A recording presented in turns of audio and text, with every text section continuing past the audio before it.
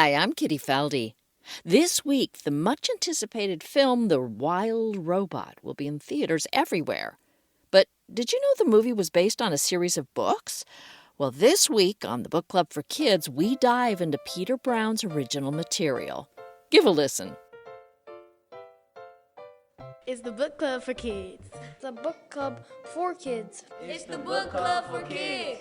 It's the book club for kids podcast. Hi, I'm Kitty Felde. This week, it's all about robots. Our book is The Wild Robot by Peter Brown. You could describe it as Hatchet meets E.T. What would happen if a robot had to survive in the forest and adopts a baby goose? Everyone already knows your name, Roz, but what's the gosling's name? I do not know. The robot looked at her adopted son. What is your name, Gosling? He can't name himself, Squat Loudwing. That's our celebrity reader, Congressman Scott Peters from San Diego. The book raises all sorts of philosophical questions for students from Flora Hendley Elementary School in Washington, D.C. I don't understand how the robots get smarter as they go because humans are not perfect and they created robots, so I don't understand how robots can be perfect. And Peter Brown tells us he started his writing career at a very early age. Well, the first book I ever wrote in my whole life, I made when I was 6 years old. This is the Book Club for Kids, the podcast where kids talk about books. We'll tell you how you can be on the show a little later on, but first, let's meet our readers. Hello, my name is Mariah. Hello, my name is Diana. Hello, my name is Donald. Hello, my name is Jamal, and we are in the 4th grade, and we are in Hendley Elementary School in D.C. The title of the book is The Wild Robot. And the character name, the Wild Robot, the character name, her name is Roz. And the main idea or the point of view of this story is how this robot that came to an island but for mistake because it was a tornado and she was the only one that survived because all the rest was broken. She had lost her purpose, and so her purpose when she was at that island was to take care of the geese because she had climbed a tree and broke the nest and fell on their parents and killed them. It took us a really long time to read, but it's a fun book at the end. All the characters, they really tried to help out Roz because Roz, she was fun to go to the city and she was supposed to have a purpose to help people with stuff, and it was supposed to be in the future type of. I couldn't quite tell. When does this book take place? Is it taking place today, in the future? I think it's taking place in the future. At the beginning, everybody was calling Roz a monster, but then that's when Roz was helping everybody else. Then that's when they stopped calling Roz a monster. And when she was on the island, it wasn't really much things to do, so she had lost her purpose. But when she had Bright Bill, she found her purpose to take care of Bright Bill. And then that's when she went on an adventure, and everybody in the forest had helped her out. So talk to me a little bit about Bright Bill. That's right. So Bright Bill. Tell me a little bit about Bright Bill. Bright Bill is a geese, and his parents died, so Ross had to take care of him. And Ross had a friend named Loudwing, and Loudwing taught him how to swim. And then Loudwing, he told Bright Bill how to swim, fly. And when they fly north, they had saw other robots, working for people. So when Bright Bill had came back, he had told Roz that, I think your purpose was not to be on this island. I think your purpose was to help real humans out. Let's hear that scene from the book, where our robot heroine is looking for motherhood advice from the animals in the forest. Our celebrity reader is Congressman Scott Peters. He represents San Diego. Ordinarily, the forest animals would have run away from the monster, but they were awfully curious why she was carrying a hatchling on her shoulder. And once Roz explained the situation, the animals actually tried to help. A frog pointed Roz up to the squirrels. A squirrel recommended that she speak with the magpies, and the magpies sent them over to the beaver pond. The ground grew soggier, the grass grew taller, and soon the robot and the gosling were looking across a wide, murky pond. Dragonflies buzzed through the reeds. Turtles sunned themselves on a log. Schools of small fish gathered in the shadows, and there, floating in the center of the pond, was an old gray goose. "A very good morning to you," the robot's friendly voice boomed over the water. "I have an adorable little gosling with me." The goose just stared. "I am in need of your assistance," said Roz. "Actually, the gosling is in need of your assistance." The goose didn't move. "Food," peeped the gosling. "Food, food." That tiny voice was more than the old goose could bear, and she began gliding across the pond and squawking to the robot. "What are you doing with that hungry hatchling? Where are his parents?" "There was a terrible accident," said Roz. "It was my fault. The gosling is the only survivor." "If there was a terrible accident, why does your voice sound so cheerful?" The goose flapped her wings. "Are you sure you didn't eat his parents?" "I'm sure I did not eat his parents," said Roz, returning to her normal voice. "I do not eat anything, including parents." "Will you take the gosling?" "I most certainly will not," squawked the goose. "I can't take in every orphan I see." "You say this is your fault? It seems to me that it's up to you to make things right." "Mama, Mama," peeped the gosling. "I have tried to tell him that I am not his mother," said the robot, "but he does not understand." "Well, you have to act like his mother if you want him to survive." There was that word again, act. Very slowly, the robot was learning to act friendly. Maybe she could learn to act motherly as well. "You do want him to survive, don't you?" said the goose. "Yes, I want him to survive," said the robot, "but I do not know how to act like a mother." "Oh, it's nothing. You just have to provide the gosling with food and water and shelter. Make him feel loved, but don't pamper him too much. Keep him away from danger, and make sure he learns to walk and talk and swim and fly and get along with others and look after himself. And that's really all there is to motherhood." "By the way, my name is Loudwing," said the goose. "Everyone already knows your name, Roz, but what's the gosling's name?" "I do not know." The robot looked at her adopted son. "What is your name, gosling?" "He can't name himself," squawked Loudwing.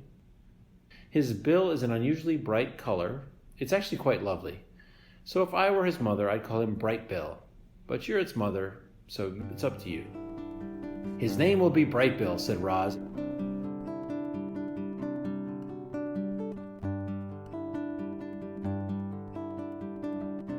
Let's talk a little bit about robots. Is this the kind of robot that you have encountered in real life? Are there robots you guys deal with that don't look like Roz? Well, it's robots that don't look like Roz, but they still help us out every day. Like vacuums. You see one of them like robot vacuums? Like a Roomba, that's what they call those things, yeah. What else? What other kinds of robots? Type of robots like Siri or Alexa that also like give us information about like the world stuff. It's like robots that help you out with surgery. A robot that can travel places, that they help you travel places, like a car. Yeah, cars are practically robots now. Do robots have personalities? Because Roz sure has a personality. No, real robots have personalities, but the only reason why Roz has one is because she didn't really have no purpose because she had landed on the wrong spot. The only reason why that she like gained a personality is because like Bright Bill like helped her out, and she helped out Bright Bill, and she like start to develop feelings because it says that in the story that at first she didn't have feelings, but in her computer brain it made her like develop feelings. Do machines have feelings at all that you know about? Well, not really, but they can develop them if they really was made to. Yeah, they keep talking about artificial intelligence, that suddenly machines get smart enough to figure things out. And it seems like they have feelings. And some people have a relationship like with a machine. Yeah. Like my first car was called Purnell because I was a big Purnell Roberts, he was an actor, fan. And so that was the name of my car, and I had a relationship with that car. Is there any machine you have a relationship with? My iPhone. Does your iPhone have a name? Siri. Does it act like your mother, like your cousin, like your best friend in school? Compare your relationship to Siri and your iPhone. Siri is compared to my mom because every day my mom makes sure I got my stuff, make sure I got my book bag, make sure I got my coat on. I got a relationship with my iPad, my iPhone, and my PlayStation. Wow, is it different, all three of them? Yes. Well, my PlayStation is named Junior. How come? Because I'm Jamar the first, So my PlayStation has to be Junior. And I don't know why I named my iPad this, but I named my iPad Rose for some weird reason. That makes sense. Okay, well, you never know. And what's the personality there? Did it actually have a personality that said, Yeah. I should be called Rose? Well, yeah, because my iPad is like, it really helps me out. Like when I'm mad, I just go on my iPad and I watch like a video, and it calms me down. Now, we're talking all about electronics.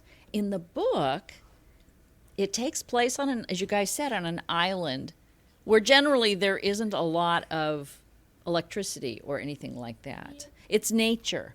And here is Roz, this thing of the future or of the present that represents modern technology. Is there a place you guys can go to get away from technology? You can always go to like the forest and have like a camp out. And another thing, when you was talking about artificial intelligence, like I don't understand how the robots get smarter as they go, because humans are not perfect and they created robots, so I don't understand how robots can be perfect. Well, that's interesting because there's a whole bunch of science fiction out there about what happens when robots get smart. And if it's humans that's programming them, then are they Are they programming mistakes into the robots? Yeah, they were programming mistakes, because what if one day the robot get too smart and then they try to take over the world? I want to see you write that story. I think that one way how a robot gets smarter, like over time, is like they learn from like humans. Like they see their ways and actions, like see what they do. Could robots go bad if they're watching humans? Yes, because if a human is doing the wrong thing and the robot is watching them, and the robot could do what they're doing. But the only reason why robots copy down what humans do is because if they don't have no purpose, then what are they supposed to do? Like Roz lost her purpose, but she found a new one, so she created her new purpose. You guys got some questions for our writer, Peter Brown? How did you come up with The Wild Robot? Like the title? The idea for The Wild Robot came when I was actually working on a picture book called The Curious Garden, which is about nature kind of popping up in an urban city environment, kind of an unlikely place for nature to be living. And it got me thinking about the opposite scenario, what would be like something, instead of nature in a surprising place, what would be something surprising in a natural place. And, I for some reason, my imagination leapt to a robot in the wilderness, out in the forest or something. The last place you'd expect to find a robot is out in the wilderness, and that seemed like kind of an interesting idea. I did a little doodle in my sketchbook of a robot in a tree, and that's where the whole idea started. I just kept thinking about this robot in a tree. Why would a robot be in the woods, and how would a wild animal react to a robot? And the questions kept coming, so I started kind of researching and reading about robotics and artificial intelligence, and I started reading more science fiction stories, and before long I had kind of the early ingredients for a story about a robot in the wild who ends up becoming kind of wild herself. And so the title, The Wild Robot, just really gets to the point, and it seemed like a good title to me, so it stuck. Why did you specifically make this book about a robot? This story had to be about a robot. The whole idea that excited me was this artificial life form, this robot, living in a natural place, seeing what happens when these kind of two opposite things collide, an unnatural life form in a natural place. So I couldn't have told the story with a person or with an animal, because those are living things in a natural place that, we've read those stories before, and I love a lot of stories about characters out in the wilderness, but I wanted to imagine what would happen to a creature that maybe is made of metal and, computer parts and a pretty traditional looking robot, how would a robot react to the wilderness? So it could only be a robot. That was the whole concept. What was your main purpose of becoming an author of these books? Well, I came to writing through illustrating. I always loved drawing pictures ever since I was a kid. Drew pictures all the time, characters and scenes and worlds. That was my favorite thing to do, and so I studied illustration. And when I was at art school studying illustration, I took a class on children's books and realized that I'd always been telling stories with my little pictures, but if I was willing to also use words, I could tell even more interesting stories and really create characters with real depth to them and stories with real meaning. And so I started studying writing as well, and eventually I started publishing books where I was both the author and the illustrator, which was kind of a combination of my two favorite things, combining words with pictures to tell stories. That's, for whatever reason, that's what I like to do. When was your first time writing a book? Well, the first book I ever wrote in my whole life, I made when I was 6 years old, called The Adventure of Me and My Dog, Buffy. I had a real dog named Buffy at that time, and it was sort of a silly adventure where my dog and I get lost in the woods and have to spend a night away from home together in the woods. But then the first time I got serious when I was a little older, maybe in college, and I started thinking of myself more as a writer, I wrote some books for in college just to kind of see if I could do this, see what my ideas were and see how if I had any abilities. And they were pretty terrible stories. I wrote some picture books for fun, just kind of experimenting. And, you know, what was the first book I ever made? It was called The Inventor of Things. And it was about this sort of like weird German guy who flew around in a Zeppelin and like a blimp kind of a thing. And he was flying around the countryside, solving people's kind of everyday problems by inventing weird little gadgets and stuff. And he had an assistant who was a penguin. You know, some of that stuff sounds kind of fun, but I'm telling you, the story was bad. And so I learned a lot, and I kept writing, and I eventually got better at it. And how long did it take you to make the Wild Robot? I spent years making the Wild Robot, probably, maybe 5 or 6 years altogether. Now, some of that time I was spending on other books, and in my free time, I'd sort of tinker with the Wild Robot. And then at the end, it was about 2 solid years of just working on the Wild Robot and nothing else.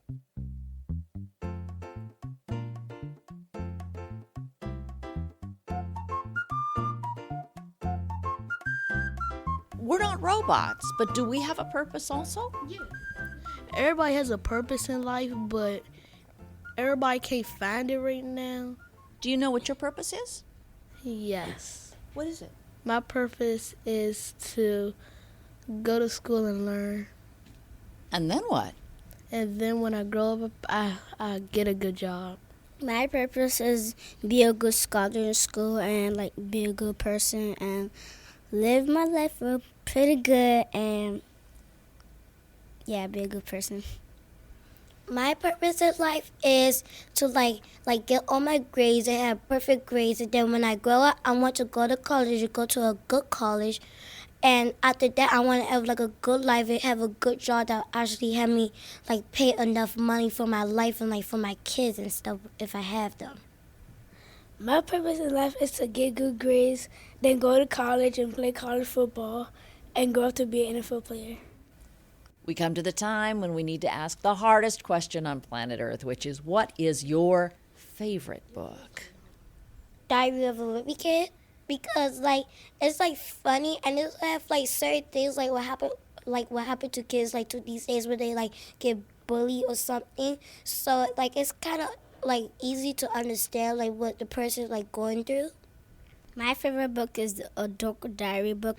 I really like that book because like it's some parts are like funny, like interesting, like you're gonna like get really into the book. My favorite book is The 3 Little Pigs. My favorite book is Diary of a Wimpy Kid too, because it's like what's happening in a kid's life in the book and what might be happening in a real kid's life. What about you, Congressman Peters? What is your favorite book? My favorite book has always been East of Eden by John Steinbeck, both for its description of what was then for me a faraway place in California, but also the challenges of family and trying to do the right thing, whether you're destined to do the right thing or whether you do it by choice. But there's great descriptions of pure evil and striving to do right that I've always found attractive. And now that you've asked me the question, I think I'll try to read it again. Your turn, Peter Brown. What's your favorite book? I've been thinking a lot about books that made a difference in my life growing up. One of my all-time favorites is called The Hobbit, which is pretty well known these days and was turned into a series of movies. But when I was in 8th grade, I read that book, and I wasn't much of a reader back then, but I loved drawing. I was drawing pictures of wizards and dragons and all sorts of fantasy scenes. And then I heard about this book about wizards and dragons and this fantasy story called The Hobbit, and I was like, oh, I should check this out. And I read it, and it just kind of blew my mind because, I'd always thought that dragon and wizard stories were kind of silly and not very serious. But here, clearly, this author, Tolkien, was a really serious writer, and he made a serious work of literature about dragons and wizards, like my favorite things, And so that book kind of opened my eyes, and I started taking writing a lot more seriously after that. We'll have a list of everybody's favorite book at our website, bookclubforkids.org. And you can be on a future Book Club for Kids podcast. Just have your teacher, parent, or librarian send us an email to kitty@bookclubforkids.org, and we will send out all the information. This episode is funded in part by the Jack Kent Cook Foundation, dedicated to advancing the education of exceptionally promising students who have financial need, and by the Nora Roberts Foundation and the D.C. Commission on the Arts and Humanities. Thank you. And thanks this week to our producer, Ilse Setziel. Jonathan Jensen composed our theme with additional music from Charles Nillman. Emma Steinkellner designed our logo. Thanks this week to writer Peter Brown and our celebrity reader, Congressman Scott Peters. And thanks to our readers as well, Mariah, Ziana, Donald, and Jamal from Flora Hendley Elementary School in Washington, D.C.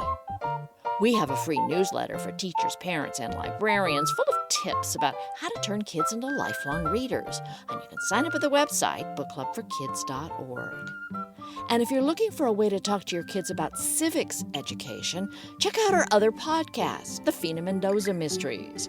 It's an episodic series that follows the adventures of the 10-year-old daughter of a congressman who solves mysteries inside the U.S. Capitol with the help of a big orange dog named Senator Something.